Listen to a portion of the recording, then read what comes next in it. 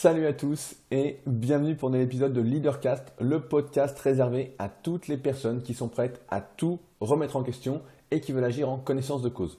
Je suis Rudy, entrepreneur et je vis de ma passion depuis 2006. Avant de commencer à aborder le sujet du jour, quelques news rapidement. Je ne sais pas si vous l'avez vu la semaine dernière, mais ça y est, la page de la formation Superphysique, qui est ma nouvelle page destinée aux coachs sportifs qui auraient du mal à vivre de leur passion, qui seraient une formation complémentaire au BPGEPS ou à leur licence STAPS, ou même au DEST métier de la forme, est en ligne. Et hier, nous venons d'y rajouter une vidéo où j'explique ce que vous allez y retrouver, qu'est-ce que c'est exactement. Et j'aurais souhaité avoir votre avis, parce qu'on est toujours un très mauvais juge de soi-même. Nos proches sont souvent de très mauvais juges de nous-mêmes également. Et j'aurais souhaité, si possible, avoir votre retour sur la vidéo que j'ai mise sur cette page, en plus de tout le texte, sachant que je suis beaucoup plus à l'aise à l'écrit ou en podcast que face caméra. Donc je mettrai un lien directement dans la description de ce podcast, dans la partie notes, pour que vous puissiez aller voir la vidéo et me donner votre avis. Donc j'attends votre avis directement par email. Et pour rappel, mon email, et même si vous souhaitez réagir au podcast, est rudy.koya@yahoo.fr. Et je réponds d'ailleurs pratiquement à tous, sauf, ça me fait penser, ce week-end. Je voulais remercier d'ailleurs tous ceux qui ont répondu à ma question. Vous avez été nombreux. En effet, je vous ai écrit pour vous partager ma dernière vidéo brute. Donc vous savez, cette web-série que vous êtes nombreux vraiment à apprécier. C'est ma web-série, c'est les vidéos qui font le plus de vues sur ma chaîne YouTube, où on essaye de réaliser, j'ai envie de dire, des vlogs, mais constructifs, en montrant ce qu'on veut montrer et non pas en essayant de jouer le jeu de vie ma vie, confession intime. Donc on se concentre vraiment pour trouver des contextes en rapport avec ce qu'on souhaite transmettre comme message. Et donc je vous ai prévenu ce week-end via ma newsletter et je vous ai posé la question de savoir si ça vous intéressait toujours d'être prévenu quand je publiais un contenu, c'est-à-dire un podcast ou une vidéo.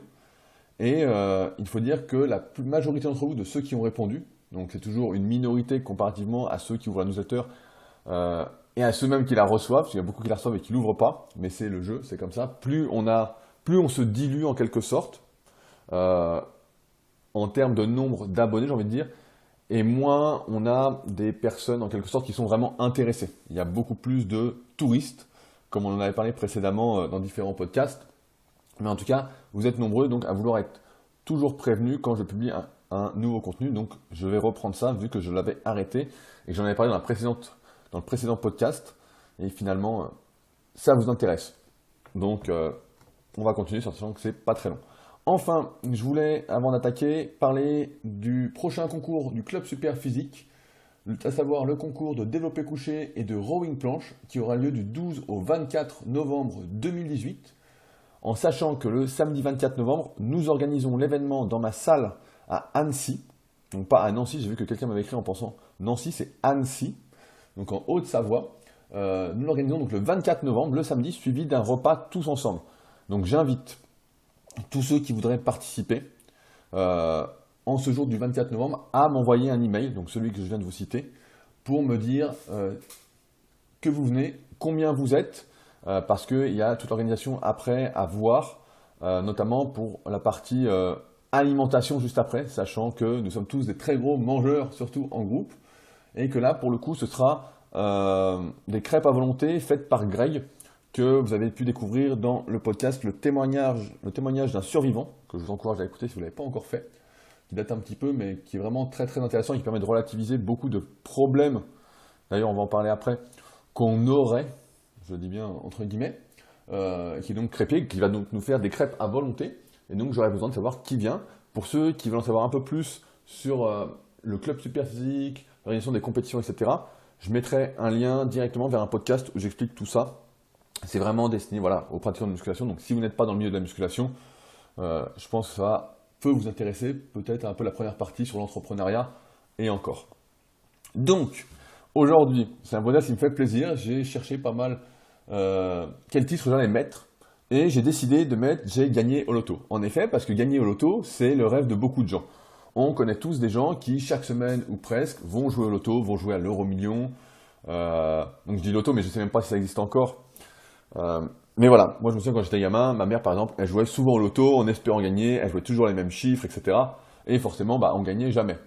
Il y avait même le millionnaire à l'époque. Alors le millionnaire, c'était, pareil, beaucoup d'entre vous n'ont peut-être pas connu. C'est on grattait, si on avait les 3 télés, et on passait à la télé, et puis on pouvait gagner de 100 000 francs à 1 million de francs. C'était des sommes considérables à l'époque, qui a été réalisé en sketch dans le film Les Trois Frères de l'Inconnu, donc un chef-d'œuvre, à mon avis, que tout le monde devrait voir plusieurs fois. Enfin bon, donc c'est le rêve de beaucoup de personnes, et en fait, j'ai envie de parler de ça un peu pour qu'on parle des faux rêves que la société essaye de nous inculquer, et vous orienter vers ce que je pense être, de mon point de vue, encore une fois, n'hésitez pas à tout remettre en question, les vrais rêves à accomplir, les vraies choses qui vont nous rendre heureux. Parce qu'en fait, gagner au loto, voilà, on peut se poser la question, c'est pour faire quoi? Alors, tout le monde dira, bah ouais, mais moi j'aimerais bien acheter, je sais pas, une grande maison, j'aimerais acheter telle voiture, j'aimerais...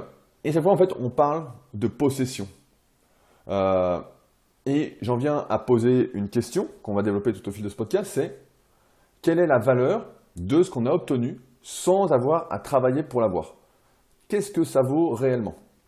Aujourd'hui, si on analyse un peu la société, notamment les réseaux sociaux, on peut se rendre compte qu'on peut tout acheter en apparence. Par exemple, on peut acheter, sur Instagram, on peut acheter des abonnés, des followers. Presque tous les jours, je reçois des publicités. Je me souviens même, il y a quelques temps, ça fait peut-être 1 an ou 2, on peut retrouver dans mes photos, et c'est énorme, c'est que des sociétés comme ça, sans demander la permission à ceux qui avaient leur compte, j'ai vu que c'était fait sur plusieurs comptes un peu dans le même type que le mien, donc orienté musculation. En fait, vous offrez 1000 j'aime, entre guillemets, sur 3 photos. Donc sur vos 3 dernières photos. Et d'un coup, on se retrouve avec des photos, donc pour moi, à 3000 j'aime, au lieu de 2000 ou à l'époque. Et on se disait, mais qu'est-ce qu'ils font, quoi? À quoi ça sert? Et surtout que c'était des likes de personnes qui n'en avaient rien à faire de ce que je faisais, de ce que j'essaie de transmettre, de promulguer, etc. Donc on en revient à ce que je disais tout à l'heure, ça ne sert à rien d'avoir des gens voilà, qu'il y a des gens en fait qui cliquent seulement pour cliquer. Donc aujourd'hui, voilà, tous les jours je reçois ça, et on pense en fait, à tort, et peut-être beaucoup d'entre vous pensent ça, que ces nombres de vues, de likes, etc. Sont une sorte de consécration, sont une sorte de célébrité acquise. Et on le voit notamment grâce aux exemples, j'ai envie de dire, de télé-réalité. Moi, j'ai connu la première émission de Love Story, je crois que c'était ça le titre, avec, je crois que c'était Loana, Jean-Edouard, etc. Enfin bon, je crois que c'était ça les... Donc j'avais vu le 1 et le 2, je sais plus quel âge j'avais, mais je crois que c'était 98, c'est le moment de la Coupe du Monde. Donc 1998, ça fait 20 ans, ça ne nous rajeunit pas, mais je crois que c'était ça. Et donc, ça a été le début en fait pour moi de la fin, où on a pu voir que des gens pouvaient devenir célèbres via des émissions de télé-réalité. Et ça, c'est un peu le comble de l'inutilité, c'est-à-dire que c'est des gens qui ne faisaient rien de particulier, qui étaient filmés 24 heures sur 24 ou presque, qui faisaient des petites activités qu'on leur demandait de faire, etc., qu'on leur organisait, des activités en plus, qu'est-ce qu'on s'en fout qu'un tel bronze à 14h et l'autre à 14h30, qu'un tel doit faire une épreuve pour cuisiner une tarte aux pommes, enfin bon, des trucs qui sont pour moi dénués de valeur en fait, et ces gens-là devenaient de véritables stars. Vraiment, ils étaient adulés, les gens couraient autour. Et ça, pour moi, c'est une erreur parce que, comme le montre très justement, je reparlais dernièrement, et même si j'avais fait un très très long podcast dessus, je ne sais plus comment il s'appelle, parce qu'il commence à dater, sur le documentaire sur Lady Gaga qui est disponible sur Netflix, que j'invite tout le monde à regarder si vous n'avez pas encore vu. On se rend bien compte que la célébrité, en quelque sorte, ne rend pas heureux. Le fait d'être célèbre, ça ne contribue absolument pas au bonheur. Alors certes, certains vont me dire, ouais, mais si tu es célèbre, tu as de l'argent, mais aujourd'hui, et on va en parler après un peu d'argent, pas du tout. On peut être célèbre, entre guillemets, et ne pas avoir un rond. Vraiment, pas avoir un copec, parce que être célèbre, c'est complètement différent de créer de la valeur. C'est devenu vraiment différent. Aujourd'hui, voilà, pareil sur YouTube, on voit certains qui achètent des vues, et tout ça, en fait, nous met dans une dynamique de... comme si c'était le rêve, en fait. La société nous vend un rêve qui est... on a tous ce truc en tête, je pense que... Moi, je l'ai souvent eu. Après, j'ai grandi, j'ai envie de dire... Ma mère est un peu comme ça, donc... c'est que On rêve par exemple d'être sur une plage aux Maldives avec un verre dans la main. Certains vont rêver de manger une pizza et puis de ne pas prendre de poids. Et puis, vont être jeunes, ils vont le faire, ils vont dire, bah tu vois, c'est le rêve et tout. Et voilà. Et en fait, on voit ces photos après sur les réseaux sociaux de gens avec des abdos qui mangent des pizzas, qui font une photo avec les pizzas. Ou des gens qui mangent des burgers, bon, après qui mettent des smiley burgers. Bon, ça, c'est un autre débat aussi. Ou qui sont sur la plage avec un verre à la main et on se dit, ah, génial, l'eau est turquoise, c'est magnifique, etc. Pour des gens, en fait, quand on gagne au loto, c'est, allez, partons aux Maldives. Et qu'est-ce qu'on y fait aux Maldives? Qu'est-ce qu'on y fait? On est sur la plage. On y est. Ok. Tiens, moi, j'ai fait beaucoup de voyages, donc je peux vous en parler. J'en avais fait vraiment un long débat il y a quelques temps également dans ces podcasts, donc n'hésitez pas à écouter les anciens, ils sont toujours d'actualité. Mais voilà, vous êtes sur la plage aux Maldives, vous êtes là, il fait beau, et qu'est-ce que vous faites après avoir fait une petite photo que vous allez partager qui correspondra en fait à 30 secondes de votre journée? Ok, vous faites peut-être une dizaine de photos, et après, vous vous faites chier comme un rat mort. Parce que en fait, tout ça, c'est un faux rêve. C'est pas vraiment qui nous permet de nous épanouir, d'être heureux, etc. Et c'est pourquoi il faut bien définir, je pense, une opposition en fait entre ce qu'on nous montre, ce qui n'est que tromperie, qui n'est qu'apparence. Notamment avec les réseaux sociaux, voilà, c'est vraiment, c'est le pire, j'ai envie de dire. C'est pour ça que on voit de plus en plus de personnes, par exemple, qui quittent Facebook, même si aujourd'hui, je trouve que Facebook a fait de gros efforts justement pour, alors il y a du plus et du moins, hein, bien évidemment, mais a fait de gros efforts justement pour mieux connecter les gens. Par exemple, aujourd'hui, je me sers énormément de Facebook pour trouver des événements proches de chez moi. Donc ça m'a permis par exemple de trouver la Startup Weekend, de trouver des afterwork exprès sur le domaine de l'entrepreneuriat, de trouver par exemple un café de coworking où j'étais encore hier. Donc je ne sais pas si John m'écoute, mais souvent je vais, donc le propriétaire, je vais au Seventh Element sur Annecy pour travailler, pour écrire des articles, etc. Et bientôt, a priori, il y aura peut-être une salle de podcast pour enregistrer là-bas, donc peut-être que je ferai ça là-bas. Mais voilà, aujourd'hui, Facebook quand même permet de mieux connecter les gens et c'est sûr que ça convient moins aux jeunes parce qu'on vend quand même beaucoup moins de rêves qu'à l'époque, car le rêve est moins visible sans payer sur Facebook. Donc, il faut bien différencier, je reviens à ce que je voulais dire, la tromperie de ce qui nous est présenté. Voilà, Instagram, Snapchat, je sais pas qu'est-ce qu'il y a, YouTube, etc. De la réalité, de la vraie vérité. Et donc, on va définir ensemble un peu qu'est-ce qu'est une vie de rêve. Alors, chacun va avoir sa propre définition, mais c'est pour ça aussi qu'on fait ce podcast ensemble, c'est qu'on va reculer un petit peu, prendre du recul, et dire, voilà, est-ce que c'est avoir plus de followers? On sait très bien que c'est pas tout ça. Il y a une célèbre étude qui était sortie il y a quelques temps, je crois que c'est d'Harvard, qui avait analysé en fin de vie les gens qui avaient eu, d'après eux, une vie vraiment heureuse. Et on s'était aperçu qu'en fait, pour ces gens-là, c'était pas ceux qui avaient le plus réussi dans la vie au sens traditionnel, qui avaient monté une entreprise, qui avaient gagné beaucoup d'argent, etc. C'était ceux qui avaient vécu en quelque sorte à plusieurs, qui avaient eu vraiment des vraies amitiés, un vrai entourage de qualité, qui avaient en quelque sorte créé une tribu. C'est pour ça que moi j'accorde beaucoup d'importance à ça, c'est parce que je pense effectivement que avoir une tribu, un groupe vraiment avec les mêmes valeurs, où il n'y a pas de jugement, j'en parlais hier avec je ne sais plus qui, mais il faut, je pense, et cette étude-là le montrait très très bien, c'est que l'une des conditions du bonheur, voilà, c'est d'être bien entouré. Et être bien entouré, c'est être avec des personnes, et chacun a des personnes un peu comme ça dans son entourage, car je pense, sinon il faut essayer de trouver votre bon entourage. Ça j'en ai parlé dans le podcast La règle des 5, sur comment trouver son bon entourage, si jamais. Mais c'est ça, déjà, ça fait partie de la théorie en quelque sorte du bonheur, de ce qui va vraiment rendre heureux. Après, plus loin encore, je pense que une vie heureuse, comme une journée heureuse en fait, c'est une succession de micro-bonheurs.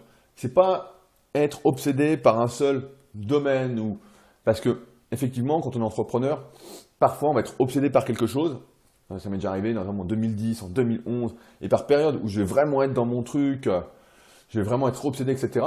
Et en fait, on se rend compte que quand on est dans l'obsession, par exemple, comme Nathan dans le précédent podcast où je lui répondais à sa question de comment faire pour ne pas être obsédé par le fait de pratiquer la musculation, etc. Donc on y a répondu la semaine dernière pour ceux que ça intéresse. Mais je pense que en fait, il faut dans sa journée des successions d'activités qui rendent particulièrement. Je prends un exemple, je prends le mien parce que c'est le plus simple. Je me connais bien dans ces différentes c'est différents micro-bonheurs, mais par exemple, voilà, le matin, ça va être de m'occuper de mes élèves. Voilà, je me lève, j'allume l'ordi, je suis content, je vois de la bonne humeur, etc. Je peux avoir un élève qui est de mauvaise humeur, mais c'est pas très grave parce que l'énergie que j'ai, c'est un travail d'équipe, donc je vais remonter la personne pour que elle retrouve des ondes positives en quelque sorte. Ensuite, ça va être par exemple de prendre mon petit déjeuner que moi j'adore personnellement et que beaucoup de gens ne supporteraient pas. Alors à titre d'exemple, voilà, moi j'aime bien manger un gros plat de riz avec des œufs au plat. Donc, car moi je suis super content, c'est vraiment des choses qui me font plaisir. Mais voilà. Et ensuite, ben voilà, je vais pratiquer par exemple ma petite routine d'étirement qui va me faire du bien, de mobilité que je fais tous les jours avant de me réasseoir pour travailler. Et puis ensuite, voilà, suivant le jour, ça va être écrire un article, réaliser un podcast, ensuite aller m'entraîner, etc. Mais voilà, en fait, c'est une succession de plein d'activités différentes qui vont me rendre heureux. Et après, ça peut être par exemple voir un ami, appeler quelqu'un, travailler, préparer une publication Instagram. Enfin bon, il y a plein d'activités différentes en fait. Et c'est ça en fait, cette succession de micro-bonheurs, de plein de petites choses qui nous rendent heureux, qui font qu'on a passé une bonne ou une mauvaise journée, une bonne vie ou une mauvaise vie. Et c'est pas du tout ce qu'on essaye de nous vendre, cette manipulation des médias, ces problèmes d'éducation. Je pense malheureusement, et c'est pour ça aussi que j'essaie de faire ces podcasts, pour transmettre voilà, cette capacité à tout remettre en question, à ne rien prendre pour acquis, à trouver sa vérité, etc. Parce que je pense que beaucoup de personnes malheureusement ne remettent pas assez les choses en question, ne les remettent pas du tout et se laissent vivre, etc. Et en fait, comme j'ai envie de dire, et voilà, c'est un jugement, je suis bien conscient, vous pouvez me critiquer pour ça, je le prendrai très bien. Mais je pense que beaucoup de personnes malheureusement ne remettent pas en question les choses et donc on arrive à une transmission de ces fausses valeurs, de ces faux rêves à de plus en plus d'individus qui, en fait, rêvent de choses qui ne sont pas possibles. On vous dit, vous serez plus heureux avec ci, vous serez plus heureux en étant comme ci, en étant comme ça, etc. Et on voit, en fait, on le voit par exemple, à la fin, une très bonne phrase qui dit, nos possessions nous possèdent. Ce n'est plus nous qui possédons les choses, nos possessions nous possèdent. C'est pour ça qu'à un moment, par exemple, j'avais fait du tri dans tous mes vêtements et que, bon, j'essaye toujours d'en faire, parce que j'ai l'impression, le matin, pour moi, et je pense que vous avez peut-être le même problème aussi. Le matin, quand vous vous levez et que vous devez choisir quel vêtement vous allez mettre, peut-être que c'est compliqué. Alors maintenant, pour moi, c'est plus simple. Hein. À un moment, j'avais plus de 200 t-shirts, donc j'en ai fait des heureux. Hein. Mais j'ai dépensé aussi donc beaucoup d'argent et j'ai fait beaucoup de gaspillage pour ça. Enfin, bon. Et donc, je pense que il faut remettre les choses à leur place et que posséder quelque chose, en fait, avoir le dernier iPhone, avoir le dernier vêtement, avoir le dernier... Oui, on peut être content entre guillemets, de posséder quelque chose. Mais cette chose-là ne doit pas nous posséder. Il y a des choses, par exemple, que j'essaye de faire. Et c'est grave, j'ai écouté encore un podcast ce matin où la personne disait qu'elle regardait son téléphone, par exemple, toutes les minutes ou presque. Elle était là en train de regarder ses trucs Instagram, ses notifications, ses messages. Et ça, c'est des choses qui rendent fou. Et des fois, je me surprends également à faire de même parce que on est là avec son téléphone, on se dit « Ah, un iPhone, c'est super » ou n'importe quel téléphone. Aujourd'hui, il y en a beaucoup qui valent l'iPhone. Mais on est là... Et en fait, on est possédé par le truc. Au lieu de s'en servir comme d'un plus, ça devient un moins. Et beaucoup de nos possessions, en fait, sont là. On rêve de choses qui sont complètement fausses. Il y a un bon exemple de ça, c'est ce que j'appelle être fan, la fan-attitude. Et c'est exactement ça, en fait. C'est quand on oublie toute raison, en fait, face à une personne qu'on va aduler complètement. Et on va ne plus être soi-même. En fait, on va jouer non intentionnellement un rôle où tout ce que dit et fait la personne est incroyable et voilà, et vraiment la bonne voie à suivre. Voilà. La personne est super et nous on est moins bien. On va se mettre en retrait en fait, on va s'oublier, s'effacer. Et c'est pour ça qu'en fait je suis vraiment contre cette fanatitude et que la plupart des gens, vous qui m'écoutez aujourd'hui, vous n'êtes justement pas dans ce délire de fanatitude quand je vous rencontre, que vous venez sur Annecy ou qu'on se croise, etc., suivant mes déplacements. En fait on a toujours des vraies discussions, des vraies relations parce que je ne comprends pas cette fanatitude en fait. Je la comprends, mais pour moi, ce n'est pas la solution. J'ai jamais été fan en même temps de personne, donc j'ai plus de l'admiration et je vois plus des possibilités quand quelqu'un réussit quelque chose que moi, je pourrais peut-être faire que cette personne est super, elle est incroyable, ce qu'elle fait, je n'y arriverai pas, etc. Parce que je vois peut-être le processus derrière qui me permet de dire, voilà, en fait, je vois pourquoi cette personne réussit. Alors après, comme vous le savez, et vous voyez également que ce podcast, si vous le découvrez aujourd'hui, j'analyse beaucoup les choses pour essayer de comprendre, pour essayer de mieux comprendre ce qui m'entoure, pour mieux me comprendre, puis peut-être être un peu plus heureux Et également, parce qu'on court tous, entre guillemets, on court, je ne sais pas si c'est le mot, mais on essaye en tout cas de vivre une vie qui a du sens à nos yeux. Donc tout ça pour dire que la vérité, pour moi, en fait, c'est plus de faire des choses qui nous épanouissent et surtout, si c'est le cas, de ne pas être, d'être dans la non-conformité à ce qui ne nous convient pas, de ne pas être, voilà, encore une fois, aller aux Maldives, ça ne sert à rien. Oui, voilà, c'est votre lune de miel, je sais pas, vous venez vous marier, voilà, vous passez quelques jours. J'ai fait ces trucs-là, en fait, donc, pas la lune de miel, etc., mais j'ai déjà été, par exemple, à Saint-Barthélemy, bah ouais, vous y êtes, et vous êtes dégoûté parce que chaque repas vous coûte 100 ou 150 euros, où il n'y a rien en dessous, et vous êtes là, vous transpirez, vous dites, putain, je reste une semaine, je vais être plumé. Et ouais, les plages sont belles, et je me souviens, j'étais sur des plages paradisiaques, où il y avait 5 personnes sur, je sais pas, 1 ou 2 kilomètres de long. Ouais, ok, c'est cool, mais et une fois, vous vous levez le matin, vous mangez, et vous allez vous rallonger toute la journée. C'est pas ça le bonheur. Ça c'est, ok, vous êtes fatigué, vous faites une sieste entre guillemets d'1 heure, et 1 heure c'est déjà long pour la plupart. Moi je sais que je fais des siestes plutôt longues quand je fais une sieste. C'est rarement des siestes de 15 minutes, ça ne me fait pas grand chose. Mais voilà, la vraie vérité, je sais pas si ça se dit cette expression, mais pourquoi pas, on va l'accepter. J'ai envie de poser aussi, voilà, une autre question, c'est est-ce qu'il faut peut-être un certain âge pour prendre conscience de tout cela? Je me rends compte que, voilà, les personnes avec qui je parle et vous qui me suivez, je vois que mon public, j'aime pas trop ce terme, mais voilà, entre nous, voilà, je vois les stats et vous avez tous entre 25, 35, 45, 50 ans, en fait. Personnes qui ont déjà un peu d'expérience dans la vie, etc. Et peut-être qu'il faut du temps, en fait, parce qu'on parle souvent, donc je dérive un petit peu, mais la crise de la trentaine, la crise de la quarantaine, la crise de la cinquantaine, etc. Personne qui n'a jamais entendu parler de la crise de la vingtaine, j'ai envie de dire, à 20 ans, on se soucie de rien, donc il n'y a pas vraiment de crise. Mais c'est vrai qu'à 30 ans, on se pose des questions, à 40, on se pose encore pire, à 50 aussi. J'ai écouté un autre podcast, justement, très intéressant, qui s'appelle Le Gratin, un mec que je recommande d'écouter, qui est vraiment centré sur des entrepreneurs. Et justement, le podcast de la semaine, la personne disait, voilà, et je conseille ce livre parce que la crise de la cinquantaine est bien réelle, et ça en parle très justement. Donc Le Gratin, si jamais. J'essaie de bien prononcer pour que vous puissiez le retrouver sur, je crois il est directement sur, je sais pas s'il est sur SoundCloud, mais en tout cas il est sur toutes les applications de podcast à part SoundCloud, qui est boudé de plus en plus, mais pour moi à tort pour l'instant. Et donc, en fait tout ça pour dire que ce qui compte, je crois, et j'en suis même persuadé, c'est que ce qui compte c'est vraiment le chemin, de prendre du plaisir dans le chemin et pas le but final. Parce que quand on est arrivé à son but en fait, final entre guillemets, qu'est-ce qu'on fait? Je sais pas si vous êtes déjà arrivé, mais comme j'ai monté pas mal de projets, de sociétés, en fait, au bout d'un moment, voilà, je prends l'exemple par exemple du Super Physique Gym. Quand j'ai ouvert le Super Physique Gym, voilà, c'était un projet, il n'y avait pas de salle sur Annecy. On a monté, on était content, on montait le matériel, on le recevait avec Arnaud, je me souviens avec Loïc. Voilà, tout le monde venait nous aider, etc. On était content, on a ouvert, je me souviens, on a fait une séance ouverte, gratuite, à tous ceux que je côtoyais régulièrement dans mon autre salle où je m'entraînais, qui ne me voulaient pas en tant qu'adhérent de musculation. Et voilà, et en fait on était content et elle a ouvert et après voilà, on s'est dit c'est cool, etc. Donc sur le coup il y avait vraiment un très grand bonheur et maintenant voilà, ça fait partie d'un micro bonheur. Quand je vais à la salle, comme je vais y aller juste après, en fait je suis content, j'arrive, je me dis voilà c'est bien, mais je ne pourrais me contenter en fait de juste ça. Parce que voilà, je pense que ça c'est une erreur aussi de se concentrer sur un seul objectif. Voilà, je veux devenir riche. Oui, mais tu veux devenir riche pourquoi? Par exemple, tu veux le Maldives? Ok, pour faire quoi? Je pense que quand on arrive, on a un seul objectif qu'on le fait, en fait, on est un peu perdu, on a un peu un sentiment de vide, en fait. On est un peu dans ce truc, et c'est pour ça que la consommation marche si bien. C'est que voilà, on va acheter le dernier téléphone, voilà, il sort, maintenant ça coûte 1500 € le dernier iPhone, donc on nous prend vraiment pour des sacrés cons.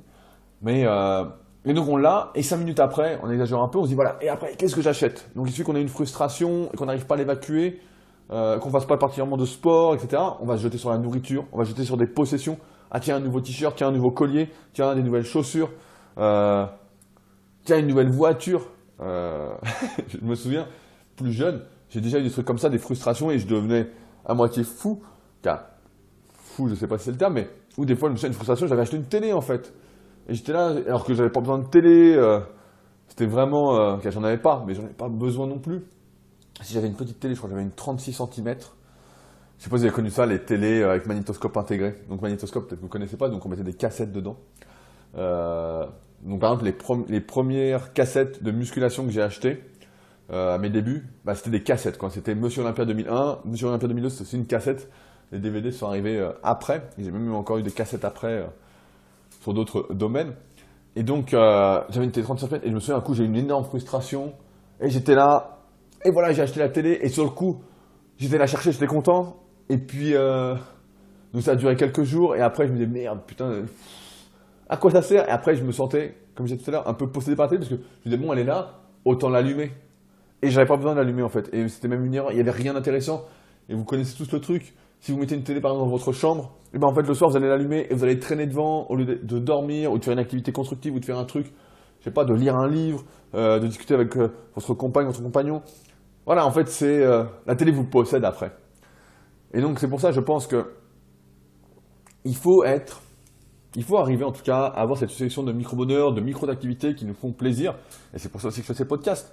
Parce que ça m'épanouit énormément et ça me permet de faire le point sur des idées que j'ai, des discussions, j'en parle autour de moi. Ensuite, j'essaie de vous retranscrire quelque chose et je me dis voilà, si ça peut vous aider également, certains m'envoient des messages vraiment super sympas donc, et je vois que c'est intégré. Donc, ça fait partie de ça. Et en fait, je pense que justement, on est dans cet épanouissement, dans ce bonheur, etc. Quand on est dans le chemin, quand on est dans le moment présent, quand on fait ce qu'on aime, pas quand on est justement dans cette fausse course à la célébrité en croyant que ça va résoudre tous nos problèmes parce qu'on a fait une photo de 30 secondes dans la journée et une photo et 30 secondes dans une journée de 24 heures, c'est pas ce qui rend heureux. Encore une fois, moi aussi, j'en ai fait plein des belles photos. Hier, j'ai fait des photos au studio Food Image à Annecy. Voilà, j'avais envie de tester, etc.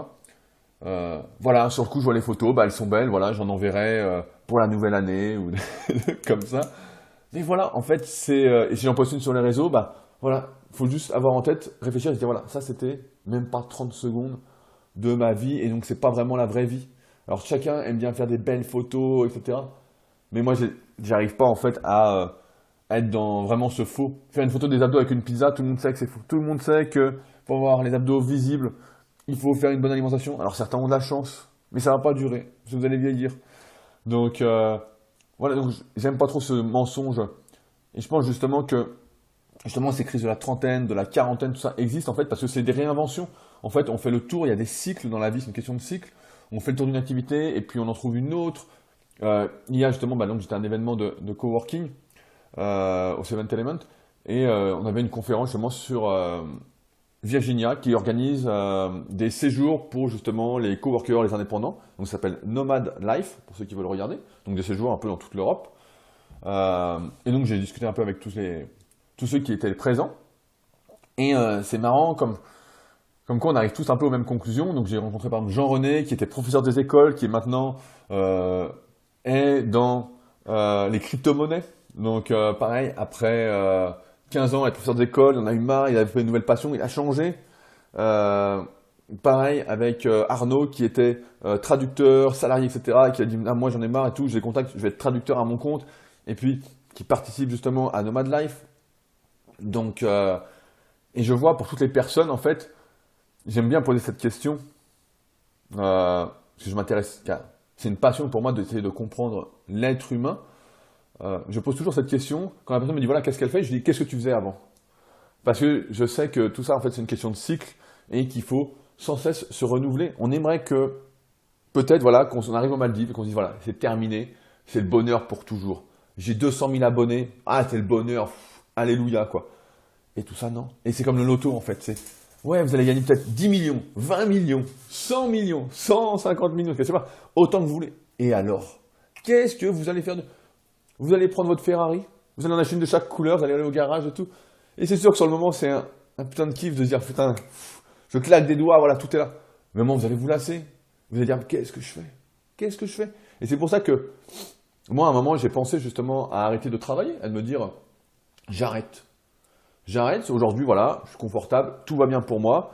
J'ai des activités, entre guillemets, qui tournent toutes seules, où j'ai pratiquement pas besoin d'être dessus, peut-être 1 heure par semaine, pour que ça marche. Et en fait, je me suis dit, j'ai essayé, et en fait, on s'ennuie, parce qu'on a tous besoin, en fait, de donner un sens, d'être utile, d'avoir des projets, d'avoir tous ces micro-bonheurs. En fait, c'est un ensemble. Et donc c'est sûr que je travaille beaucoup moins, entre guillemets, qu'auparavant. Je suis plus efficace aussi. Avant, il y avait beaucoup de perte de temps. Je dis pas qu'il n'y en a plus aujourd'hui, mais on dit à l'époque, je perdais beaucoup de temps avec des trucs qui ne servaient pas à grand chose, des trucs qui n'étaient pas vraiment urgents ni prioritaires. Quand aujourd'hui, voilà, je suis mieux organisé et je vais droit au but. Mais voilà, je pense que c'est un certain équilibre à trouver parce que une réinvention permanente, une recherche de soi, voilà, il n'y a pas, on aimerait tous ce côté rassurant en fait, quel que soit le domaine, hein. Mais en fait, ça n'existe pas. C'est à nous de trouver un sens et même plusieurs sens à notre vie pour ne justement pas être dans cette obsession dont je parlais tout à l'heure, parce que l'obsession c'est vraiment quelque chose, même si on peut y être à un moment, c'est peut-être un passage obligé euh, pour pouvoir parler de tout ça aujourd'hui, comme j'ai été obsédé par la musculation. Hier justement, donc Martine, qui était pareil à l'événement de coworking, me dit comment ça se fait que tu as commencé la musculation, etc. Et donc je lui explique que voilà, on commence tous la musculation euh, parce qu'on est soit trop maigre, soit trop gros, parce que on a une revanche à prendre sur la vie, on est frustré, on est en colère, on a la rage, quoi. Euh, et finalement, si on tient avec les années, on se rend compte, voilà, ça devient plus une activité, une hygiène de vie, et on continue plus, voilà, pour ce que ça apporte. Et c'est ce que j'essaye de transmettre, en tout cas, aux personnes qui me contactent pour être coachées. Voilà, c'est bien de se transformer physiquement, voilà ce qu'on va faire. Je vais vous transformer physiquement, vous allez perdre du gras, vous allez être comme vous voulez, ou presque. Et finalement, vous allez vous rendre compte que ce que vous avez appris, bah, ça vaut beaucoup plus que cette transformation physique. Et que ça va vous servir dans la vie. Et voilà, c'est ce que j'essaye de faire, en tout cas. Mais pour conclure là-dessus, je pense qu'on peut vivre toute sa vie dans le mensonge, hein. On peut, voilà, il y a beaucoup de personnes, voilà, qui ne prennent pas de recul. Je pense que toute sa vie, on peut rêver des Maldives, on peut rêver d'être à la retraite. Voilà, il y a des gens, ils sont là, ils disent, ah, vivement la retraite. Mais pour faire quoi? Qu'est-ce que tu vas faire à la retraite? Si aujourd'hui, tu ne fais déjà pas ce que tu veux, à la retraite, tu vas être, et comme, là, je crois que c'est l'étude d'Harvard, hein, je suis plus sûr que ce soit l'étude d'Harvard, mais voilà, tu vas être à la retraite, tu vas plus côtoyer personne, ou presque. Si tu es à fond dans ton travail, et que voilà, ton entourage, c'était vraiment tes collègues de travail, qu'est-ce que tu vas faire? Tu vas être chez toi, tu vas être là à regarder la télé, à te dire, tiens, j'ai la retraite qui tombe, tiens, je peux dépenser un peu de sous. Eh, c'est pas ça. C'est pas ça. Et c'est pourquoi je pense que gagner au loto, en fait, demain, je gagnerai au loto, j'y joue même pas. Donc, en fait, euh, d'être millionnaire, en fait, sans avoir travaillé pour, d'être musclé sans avoir travaillé pour, d'avoir obtenu quelque chose sans avoir travaillé pour, ça ne sert à rien, en fait. Ce qu'il faut, c'est être fier de soi, être heureux, être épanoui. Pas travailler pour avoir, en fait. Travailler pour être heureux parce que ça a du sens pour nous. Gagner au loto, ça rend pas heureux. On voit, je crois qu'il y a, donc j'y connais pas grand-chose, mais de mémoire, quand on gagne au loto, on est suivi psychologiquement justement pour pas tout dépenser, parce qu'ils se sont rendus compte que les gens qui gagnent au loto, bah en fait, perdent des pieds en fait. C'était là, ils disaient, ah, qu'est-ce qu'on fait? C'est un peu comme, je crois que c'est dans le film Les Tuches, non? Quand ils deviennent riches, ils gagnent au loto. Ah, je sais plus, j'ai pas vu, je l'ai vu une fois et c'était vraiment un navet. Mais je crois que c'est un truc du style. En fait, voilà, ça rend pas heureux, encore une fois, parce qu'on croit que atteindre un but final, conduit à un bonheur illimité et pour tout temps, et en fait, pas du tout. Pas du tout. Vous avez la nouvelle, j'ai fait, quelle expérience, j'ai fait plein de fois. J'achète une nouvelle voiture, on est là, ah génial, super voiture, et puis on s'en lasse un peu, et après on dit, ah tiens, une autre. On reçoit des vêtements, on est content de recevoir un colis, on met le vêtement, ah super, il sent le neuf, etc. Puis une semaine après, voilà, il est sale, il est au sale, voilà, hop, on le range, peut-être qu'on le remet plus. Alors bon, ça m'arrive plus, mais il y a encore pas mal de vêtements que je mets pas, donc. Mais voilà, c'est tout ça pour dire, je pense qu'il y a un petit problème, et ça va être la conclusion, dans notre éducation, de plus en plus aujourd'hui, c'est qu'on n'apprend pas la valeur travail, on rabaisse la valeur travail, on n'en prend pas conscience, on n'en fait pas prendre conscience aux enfants à l'école. On voit, ils ont des vacances. Alors, c'est un vaste débat, mais il y a des vacances tout le temps. Là, au moment où je fais ce podcast-là, c'est les vacances scolaires. Mais ça vient de reprendre l'école. Ça vient de reprendre. Quand on est à l'école en primaire, donc j'en parlais la semaine dernière, on n'a pas école le mercredi, on n'a pas école le week-end. Mais qu'est-ce que c'est que... En fait, dans la réalité, on devrait apprendre, encore une fois, et c'est le cas de beaucoup d'écoles, voilà, que le travail, ça peut être amusant. En fait, le travail, ça doit être amusant. Apprendre, c'est amusant. En fait, le travail, c'est une condition essentielle au bonheur, à avoir une vie réussie, etc. Qu'il faut peut-être beaucoup donner, voilà, je ne sais pas si c'est le terme, mais beaucoup donner pour recevoir un peu, et qu'il faut surtout voilà, être soi-même. Souvent, et je pense que c'est parce qu'on manque de recul, on donne beaucoup et après on est déçu des gens, etc. Et donc on est aigri, on se dit voilà. Et en fait, moi j'y réfléchis. Si j'étais déçu par certaines personnes parce que j'ai beaucoup donné, etc. En fait, en remontant le temps, j'aurais fait la même chose parce que c'est moi et j'aime donner. Et c'est pas grave, en fait, si après on est déçu, si on n'a pas de retour, en fait. Je pense que, encore une fois, j'arrête pas de dire je pense dans ce podcast. Et, j'ai l'impression qu'à chaque podcast, justement, j'ai des petits tics de langage. Donc n'hésitez pas à me les surligner dans les commentaires de podcast ou par email pour que j'essaye de progresser, de m'améliorer là-dessus. Mais qu'est-ce que je disais? Voilà. En fait, il faut remettre la notion de travail au goût du jour. Cette notion de micro-bonheur, vs l'obsession, le rêve, le mensonge. On doit travailler pour avoir. On doit travailler pour vivre, pour être heureux. Parce que c'est là qu'est l'épanouissement, le bonheur. Avoir sans rien faire, ça ne vaut rien. Ça ne rend pas heureux. Avoir du talent et réussir dans un domaine, c'est pour ça qu'en musculation, dans mon domaine, ce qui me fait vivre aujourd'hui, donc depuis 2006, avec mes différents sites internet, mes différents projets, mes compétitions, etc., dont je parlais au début de podcast, c'est pour ça que beaucoup, par exemple, vont être très doués en musculation. On le voit avec l'analyse morpho-anatomique, les longueurs musculaires, les longueurs osseuses. On peut même déterminer d'avance le potentiel d'un individu ou presque. Pas savoir jusqu'où il va aller, mais les difficultés qu'il va rencontrer et comment ça va être dur ou pas pour se développer. Mais on se rend bien compte qu'il y a un monde qui sépare ceux qui sont doués et qui ont des résultats dans un domaine et ceux qui ne sont pas très doués et qui réussissent justement à force de persévérance, de travail, de volonté, etc. qui, eux, comme ont des difficultés, vont beaucoup plus apprendre. Et c'est d'ailleurs ça, je fais un petit aparté là-dessus, en musculation, il y a un des problèmes, c'est que par exemple, les bodybuilders pro, donc les meilleurs culturistes du monde, ce sont les personnes les plus douées. Donc quand on les regarde s'entraîner et qu'on a, entre guillemets, un expert, on se rend compte qu'ils font n'importe quoi. Mais n'importe quoi. Il n'y a rien qui tient debout. Le choix d'exercice, la technique d'exécution, comment progresser, comment ils mangent, il n'y a vraiment rien qui tient debout. Et malheureusement, c'est pris en exemple par des milliers de personnes en se disant bah ouais, s'il est balèze et tout, c'est que... Non, en fait, c'est juste que c'est le plus doué du monde. Il est talentueux, en fait. C'est comme ça. Mais malheureusement, souvent, ces personnes-là, et j'en parlais il y a des années avec malheureusement le défunt Raph Lapoiri, qui était vraiment un culturiste à part et qui en avait vraiment dans la tête, qui me disait voilà le problème des culturistes. Donc on était quoi en 2010 ou 2011, il me disait le problème des mecs qui sont pros, etc. C'est que les mecs sont tellement doués, ils ont tout sur un plateau d'argent en fait, que c'est pas des travailleurs en fait, c'est des gros feignants. Et c'est vrai que quand on n'a pas à galérer pour obtenir quelque chose, que tout est facile, etc. Mais en fait on se rend pas compte de la valeur du travail, on se rend pas compte de la valeur de l'argent également. C'est pour ça on gagne au loto, on se dit bah tiens c'est pas grave, j'ai gagné, je peux dépenser. On se rend pas compte de tout ça. Et c'est pourquoi bah voilà, là sur le milieu de la musculation c'était petit aparté, ça me faisait plaisir. Mais méfiez-vous voilà, des gens doués. J'ai fait une vidéo justement dans la formation Superphysique là-dessus, où j'explique voilà, pourquoi il faut surtout pas suivre les personnes douées. Donc c'est un peu long, mais c'est la formation Superphysique, donc je vous donne tout pour ceux qui veulent se former, qui sont vraiment motivés à tout savoir. Mais voilà, voilà ce que je voulais vous dire aujourd'hui. Surtout voilà, essayez de trouver votre voie. Et arrêtez de croire des chiffres qui ne signifient en fait absolument rien. Arrêtez de croire qu'en ayant, vous serez heureux. Vous ne serez pas heureux. Demain, je peux aller m'acheter une Ferrari, je ne serai pas plus heureux. Ouais, peut-être à 20 ans, je vous parle de ça parce que à 20 ans, à 25 ans, j'y aurais cru. J'y croyais en fait. À 25 ans, je me souviens, j'étais chez le concessionnaire, j'ai acheté une voiture neuve comme un con. Ça ne servait à rien quoi. J'ai acheté une voiture neuve, voilà, c'était une GT86, donc un bolide magnifique. Enfin bon. Et j'étais là, et je disais, ah, voilà, putain, c'est le rêve, c'est le top et tout. Et en fait, pas du tout, quoi. Ouais, c'est sûr, quand je la conduisais, bah, j'étais content, etc. Puis il suffisait qu'il pleuve ou qu'il y ait de la neige, ah bah là, j'étais beaucoup moins content d'ailleurs. Et voilà, je vous parle de ça parce que c'est peut-être des erreurs, en fait, que j'ai faites, que j'ai eues en tête, et si je peux vous permettre de les éviter, et d'être heureux, peut-être plus rapidement, dès maintenant, dès après ce podcast, en vous, en vous faisant prendre du recul sur ce qui vous entoure, les vêtements, votre décoration, tout en fait. Souvent on me reproche, entre guillemets, de ne pas avoir de décoration chez moi. Donc on peut voir ma décoration dans les vidéos brutes.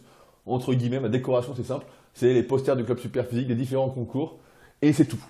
C'est tout. J'ai des lustres au plafond, il y a des lustres, j'appelle pas ça des lustres, mais comment on peut dire, des luminaires, on va dire ça comme ça, depuis moins d'un an. Avant j'avais une ampoule qui pendait. Et tout le monde me dit, mais attends, comment ça se fait nanana. Et en fait parce que j'y pense même pas en fait, c'est des choses qui me... Je sais que ça va pas me rendre heureux, en fait. Personnellement, ça ne me touche pas. Alors, certaines personnes, ça va les toucher. Donc voilà, il faudra décorer.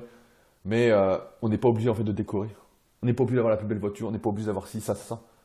La seule personne à qui on doit rendre des comptes, c'est à soi-même. Et si vous appliquez les conseils que je viens de vous donner, je pense que vous devriez être heureux et être plein de bonheur à terme, sans oublier que voilà, on a tous des fois des doutes, des petits coups de blues, mais ça c'est normal et c'est pas très grave, ça fait partie de la vie, douter pour être encore plus heureux ensuite. Voilà ce que j'avais à vous dire pour aujourd'hui. Je voulais pas faire trop long, j'ai fait plus de 40 minutes, je suis désolé. Pour certains, c'est trop long. Donc n'hésitez pas, si vous écoutez ce podcast sur YouTube, vous pouvez le télécharger directement sur SoundCloud pour l'écouter quand vous voulez sur votre téléphone. Si vous êtes sur, pareil, les applications d'iPhone, donc c'est podcast, vous pouvez le télécharger pour l'écouter quand vous voulez aussi.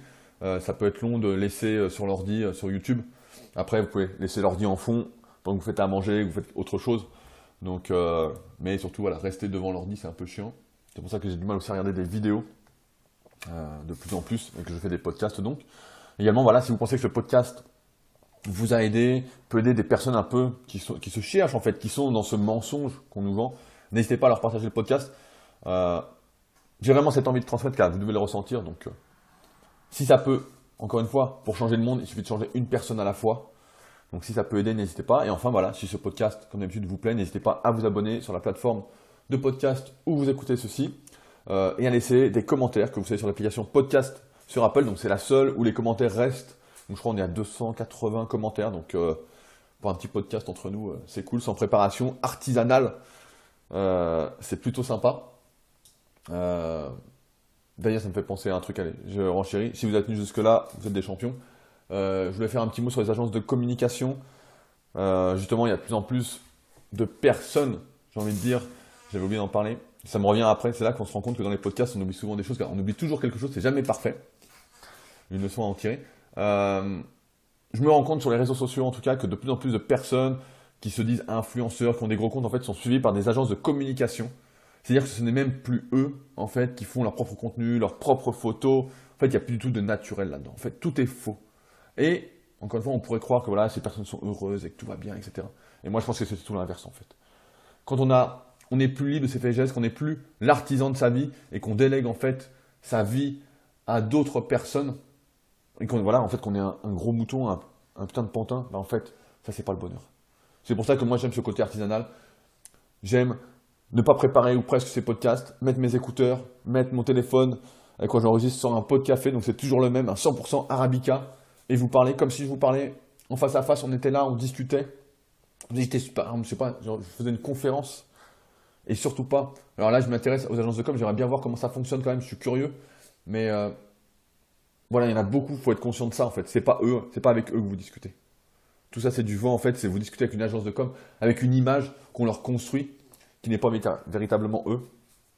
Et voilà, c'est à prendre en compte. C'est encore une fois que ça, je pense, ça n'amène pas au bonheur, quoi. Je vois des comptes des fois, voilà, qui ont 300 000 abonnés, je me dis, comment ça se fait? Et je vois le truc et je dis, bah, c'est pas possible, il n'y a rien, il y a un mot par publication, ouais, la photo est belle, mais bon, il n'y a rien de... Et voilà, enfin bon, c'était le petit mot pour conclure. Attention donc à la tromperie, elle est partout, elle nous encercle. Sur ce, j'arrête maintenant et nous on se retrouve donc la semaine prochaine pour un nouvel épisode de Leadercast. Salut!